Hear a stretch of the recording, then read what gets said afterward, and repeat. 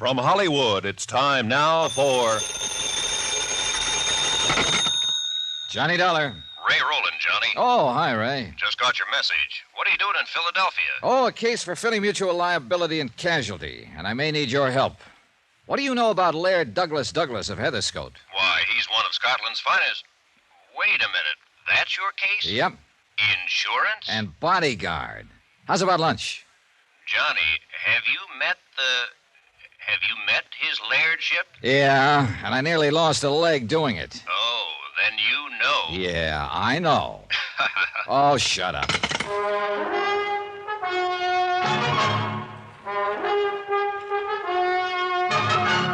Tonight, and every weekday night, Bob Bailey in the transcribed adventures of the man with the action-packed expense account, America's fabulous freelance insurance investigator. Yours truly, Johnny Dollar.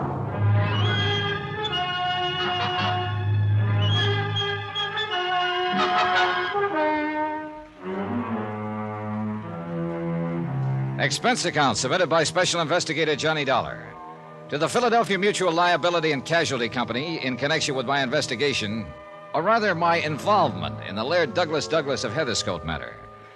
And I wish I'd had some idea of what I was getting into before I ever left Hartford. But it's too late now. Expense account item 3, $39.50. One pair of slacks. For within a few minutes of my arrival in Philadelphia, Harry Branson of Philly Mutual buttonholed me and dragged me up to his office to meet two important clients he had. First was Mrs. Peter Malcolm Kelly Van Pyton. Oh, you wonderful, wonderful man. I am so glad that you've agreed to take on this assignment. Laird Douglas means everything to me, and I have the utmost confidence in you. I'm sure Laird Douglas will, too. And then came, well, Mrs. Van Pyton made the introduction.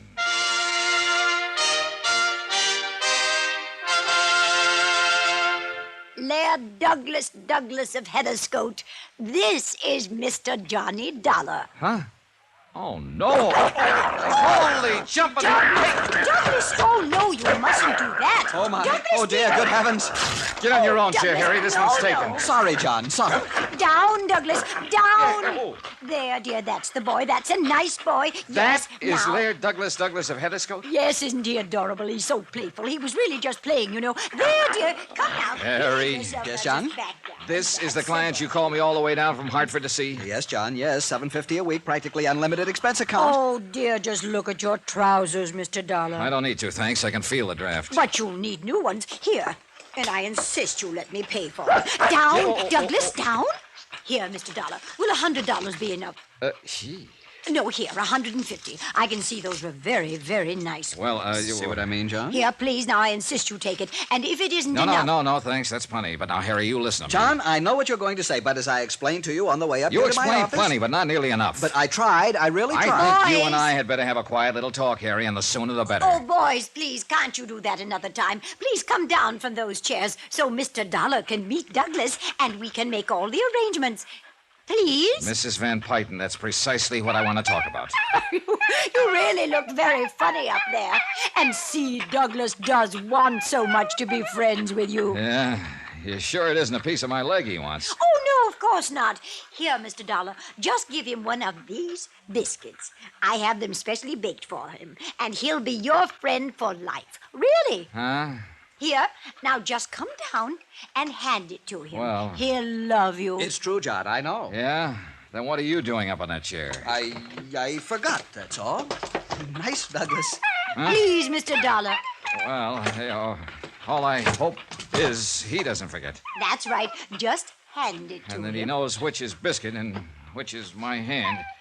Here, boy. Here, boy. Now, take it easy, take it easy. There, you see. Now he's your friend, Well. isn't that sweet? Yeah, it sure is.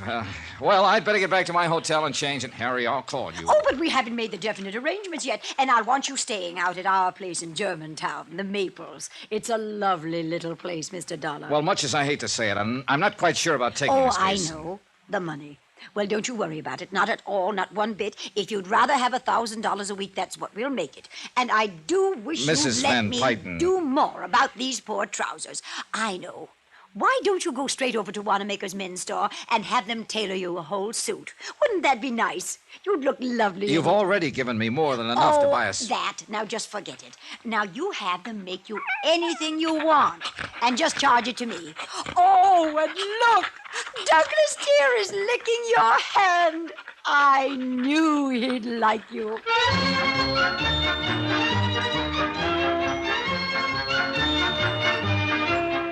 Never underestimate the power of a woman, somebody once said. Or maybe they should have said never underestimate the power of a fast buck or $1,000. Anyhow, Mrs. Peter Malcolm Kelly Van Pyton had set her heart on my handling this whole affair, and she simply wasn't to be denied. Couple that with a chance to pick up enough loot in a few days to, well, what would you do? And the darn mutt did take a liking to me. So, with Laird Douglas in my lap... Oh, he's a Scotty, by the way. Scottish Terrier, Mr. Dollar, if you'll pardon my correcting you. Sorry. And it's all because of the show at Ballakinwyd on Friday. Ballaware? Ballacyndwyd, John. Yes, Ballakinwyd. Laird Douglas simply must win. Not only best of class, but best of show. And he will... if somebody doesn't interfere. Oh, you think somebody might do something to Douglas here? I'm sure of it, because it's been tried before. You mean poison him or something like that? Worse. Oh? Dope. Poison would let him die a hero, a martyr. But drugs would keep him from winning the show. Oh, well, what makes you suspect somebody might try it? As I said, it's been tried before. Huh? Last year and again a few days ago. And if Harrison R. Kenworthy thinks he can do it again, he's mistaken. Then you know who did it before.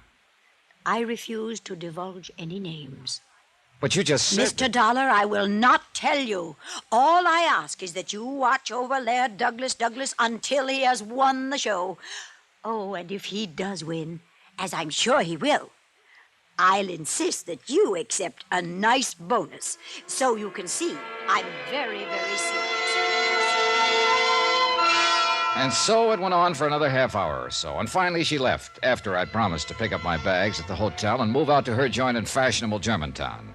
I talked a few minutes longer with Harry Branson. I'm so glad you've agreed to take this on, John. As I told you, Mrs. Van Pyton is the most important individual policyholder we have, and doing this favor for us... Harry, it's not the Mutt Show at Ballakinwyd or Laird Douglas or Mrs. Kelly Van Pyton or you I'm doing this for. It's purely love of the green stuff. Whew. That old dame must be really loaded. John, she has so much money. She doesn't know how much she has. Industrial empire, that sort of thing. All right. But, Harry, if word ever gets around in the trade that I came down here to play bodyguard to a mutt, so help me, I'll have your head. Yes. But now hadn't you better go on out to the Maples? Well, first I want to know about this Harrison R. Kenworthy she mentioned. Oh, that. Yeah, that. She accused him of doping up her Scotty. Well, she really doesn't know, and it's really quite complicated. How do you mean? Kenworthy owns a beautiful Kerry Blue Terrier, Lady O'Diddy's Rolamar Maine. Holy cats, and no pun. Why can't they give an honest dog an honest name? Look, we'll call her Mimi. Go ahead. Hi, dog lovers. Ray, just in time. Meet Harry Branson, Ray Rowland. Oh, we know each other. Hello, Harry boy. Mr. Rowland. Sure, Harry called me in last year when these two dogs were at each other's Of course, throats. he doesn't mean that literally, John. You see, Mr. Rowland is quite an authority on show animals. I've held it against him for years, ever since school. Well, there's no need to hold it against him And particularly. I don't mean that literally. Oh. Well, John boy, so you came down to help yourself to a handful of dear Mrs. Kelly Van Pyton's coin. More power to you. I knew Harry would call you in on the case, felt it in my bones. And, brother, you may be in deeper than you think. Oh, what's that supposed to mean, Ray? Has Harry told you about the villain of the piece, Harrison R. Kenworthy? I was just starting to when you so rudely... Yeah, well, Johnny, the whole setup is a riot, but just remember one thing. Yeah? A lot of people have been killed in riots. Now, what's that supposed to mean? I'll tell you what he means, Let John. me tell it, Harry. It would take you all day.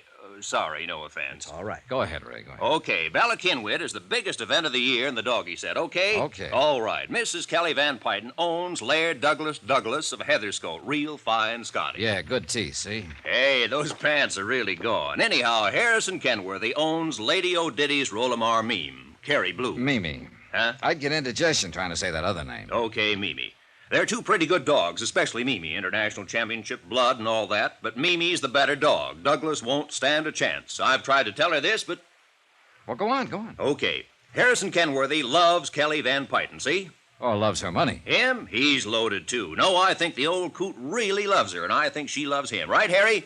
Yes, I think I'm inclined to Right, agree. but now get this. Yeah? She won't marry him until her Laird Douglas beats his Lady O'Diddy, Mimi, Yeah. far and square at the Ballykinwood show.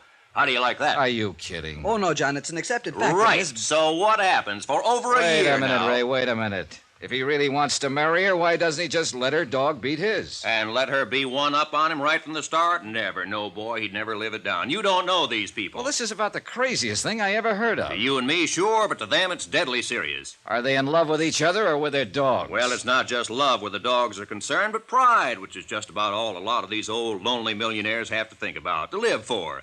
Yea, sometimes even unto the 5th and 6th generations. Yeah, okay, I'll take your word for it. But now she said something about her dog being doped at the show last year. Oh, yes, John. You see, it was just a couple of days. Right, just before the finals. It was an attempt to murder the dog with poison, but emergency care both times pulled Laird Douglas through. She told me it was only some kind of a dope that was Oh, used. sure. We kept the truth from her. You don't realize it, boy, but if that dog were to die, she would. Fact. Oh, now, Ray. Oh, yes, John, and the insurance company must keep that dog alive in order to obviate having to pay off her... Right. After all, her policies amount to over Right. half... It may sound absurd to you, Johnny, but it's no joke. As I said, you don't know these people. But look, it still doesn't make any sense. You'll just have to take my word for it, and it's happened right here in Philadelphia. Yes, John, and we held the policy. It was an old lady... Right, named- so there you have it. Okay, I'll believe you. And so the finger points at Harrison R. Kenworth. Well, she might like to think that, especially since she doesn't know that poison was used both times, but I don't. What's more, the police feel the same. Oh, now, if you say police dogs, I'll slug you. John, there are times when the sense of right, humor of Harry, yours... dead right, and I do mean dead. No, in all seriousness, Johnny, if I were you, I'd duck out of this assignment. Now, don't say that, Ray, unless John... No, go ahead and say it. Something ought to start to make sense around here. All right, listen. The reason I'm sure Harrison R. Kenworthy had nothing to do with the attempted poisonings, the reason the police were called in, the reason I think you ought Will to you get get out to of the this... point, Ray? On each occasion, Mrs. Kelly Van Pyton had a bodyguard attending Laird Douglas, in addition to the dog's governess and medicos and so on. Get to the point. Each time, in order for the poisoner to get to that dog... Ray, please. Each time, the bodyguard was murdered. Still want this case, Johnny?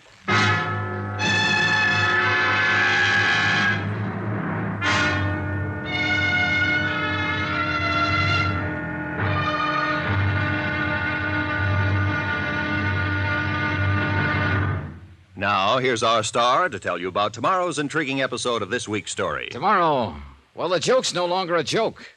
Especially when a killer trains his sights on me. Join us, won't you? Yours truly, Johnny Dollar.